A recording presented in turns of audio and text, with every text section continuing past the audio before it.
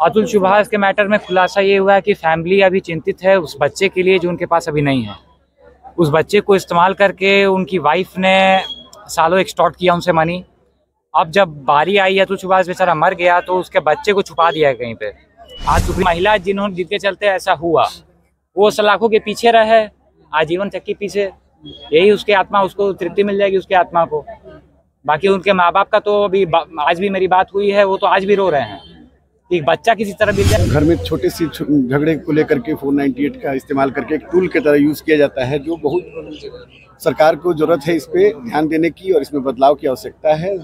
Delayed is justice denied.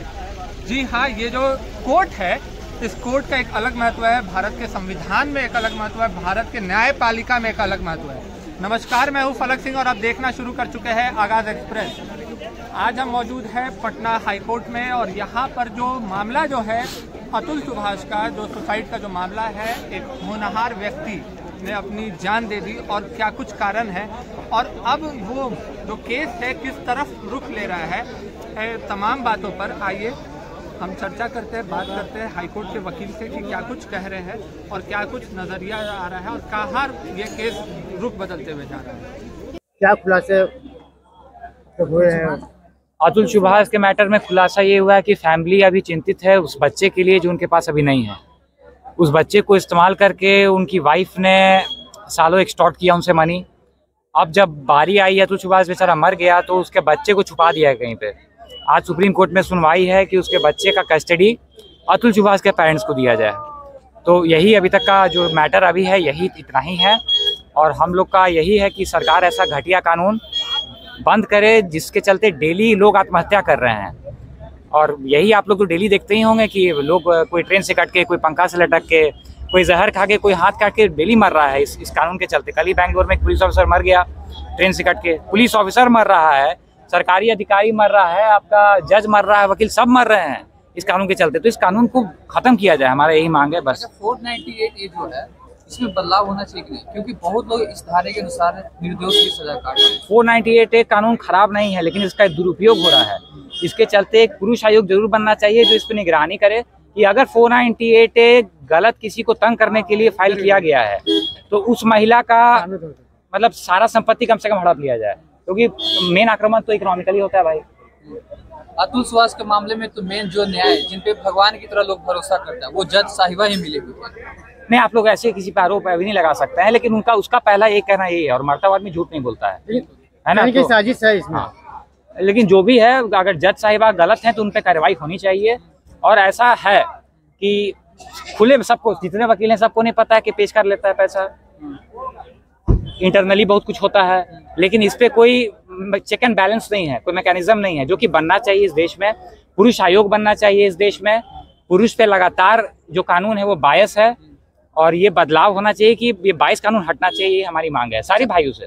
आप लोग कानून के जानकार हैं, तो अतुल सुभाष तो इस दुनिया में नहीं रहे, ठीक है, सिस्टम से हार गए, माननीय न्यायालय से हार गए, लेकिन अब उनको कैसे न्याय मिलेगा? अब तो ये न्याय यही होगा कि वो जो महिला जिनके चलते ऐसा हुआ वो सलाखों के पीछे रहे आजीवन तक के पीछे, यही उसकी आत्मा उसको तृप्ति मिल जाएगी उसकी आत्मा को।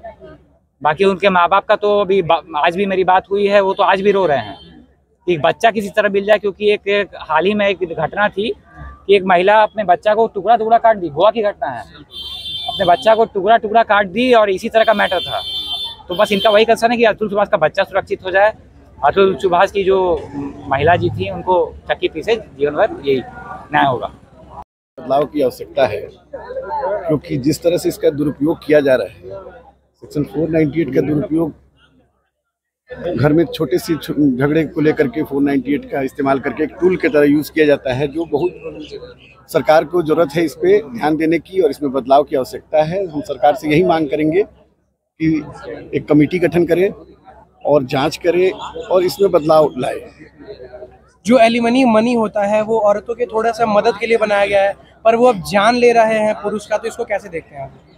नहीं, एलिमनी जो बनाया गया है उस समय सिचुएशन कुछ और था, अब इसका दुरुपयोग किया जा रहा है लगातार और ये बहुत सारे केसों में प्रूव भी हो चुका है कि इसका दुरुपयोग किया जा रहा है। बहुत सारे इसमें मैकेनिज्म है जिसका जांच करने की आवश्यकता है और एक आयोग का गठन किया जाए जो इस पे जांच करके सरकार को रिपोर्ट सबमिट करे, जिस हिसाब से इसमें बदलाव लाया जाए। न्याय इसमें आप न्याय मिलेगा?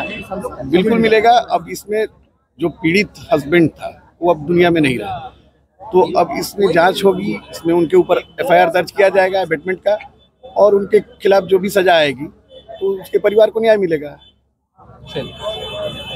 जी, यहाँ प्रैक्टिस करता हूँ। देखिए, पहले तो मैं कहना चाहूँगा, उनकी जो आप लोग कह रहे हैं कि न्याय मिलेगी नहीं मिलेगी, तो उनके खिलाफ एक क्रिमिनल केस रजिस्टर किया गया है महिला के खिलाफ, और जैसे कोई भी क्रिमिनल केस चलता है उस हिसाब से वो केस चलेगी।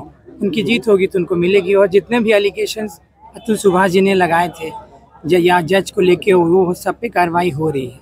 और रहा बात 498A का, या जो भी महिलाओं के लिए कानून बनाया गया है, तो देखिए, अगर उसको हटा दिया जाएगा तो जो पीड़ित है, अब कुछ लोग इसका मिसयूज़ कर रहे हैं, इसका ये मतलब नहीं कि कानून गलत है, तो उस पर चेक एंड बैलेंस की ज़रूरत है। चेक एंड बैलेंस की ज़रूरत है, उसमें सरकार अपने हिसाब से कदम उठाए, चेक एंड बैलेंस करे कहाँ कहाँ जो कमियाँ हो रही हैं। तो बहुत सारे केसेस हो गए, बहुत इश्यूज़ आ गए हैं, करके उसको सुधार लाने की ज़रूरत है।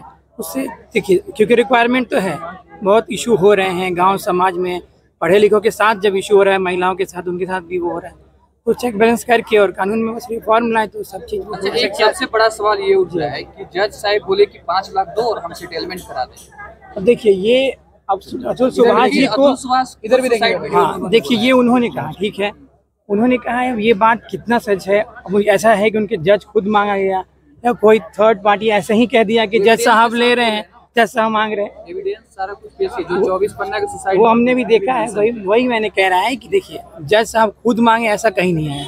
उनका एलिगेशन है कि मांगा गया, किसी से मांगा गया। देखिए, कोई भी है, कोई भी थर्ड पार्टी आके, बहुत दलाल है मार्केट में, आगे कह सकते हैं कि जज साहब मांग रहे हैं। इससे आप ये नहीं ना कर दीजिएगा, भले उस पर अब कार्रवाई हो रही है, आएगा तो उस पर डिसीजन आएगा जो होगा, लेकिन अभी के लिए ऐसा ये सब नहीं है। क्या लग रहा है कि बच्चों की कस्टडी उनके माता पिता को मिलेगी? देखिए, मिलना तो चाहिए, अभी कोर्ट का वो है, अब कोर्ट क्या डिसाइड करे, लेकिन जो सिचुएशन है, और मरता हुआ आदमी भाई ये झूठ नहीं कहता है बहुत हद तक, जो उनके बेस्ट नॉलेज में था उन्होंने कहा मरते हुए, तो अब कोर्ट देखेगी लीगली अगर हो पाएगा तो मुझे लगता है कि उन्हें मिलनी चाहिए। बाकी अभी कोर्ट, अमरजीत, मेरा नाम अमरजीत, अधिवक्ता, पटना हाई कोर्ट। जैसा कि आपने सुना और देखा, साफ तौर पे कहना है कि जो अब जो बच्चे की कस्टडी की बात आ चुकी है, अतुल सुभाष ने जो जान दी है, और जाते वक्त मरता हुआ आदमी कभी झूठ नहीं कहता है, ये तमाम बातें खुद वकील के, ये तमाम बातें खुद वकील की तरफ से कहने का है। और साथ में अब बच्चे का कस्टडी किधर जाएगा, ये सुप्रीम कोर्ट में इसकी सुनवाई होने को है, और क्या कुछ नतीजा आता है, जो पीड़ित है उनके जो परिवार को क्या न्याय मिलता है, ये बड़ा सवाल है। और इस केस में रुख और चर्चा में ये केस तब आई जब जज पे सवाल उठा। जी हाँ, न्यायमूर्ति पे, जो कि दूसरे भगवान का रूप होता है, कि जब कहीं से न्याय नहीं मिलता है तो जज से लोग उम्मीद करते हैं, और जब जज पे ही सवाल उठ गया है कि जज खुद चर्चाओं के घेरे में आ चुका है कि जज ने पैसे खाए हैं, ये तमाम बातें कही जा रही है।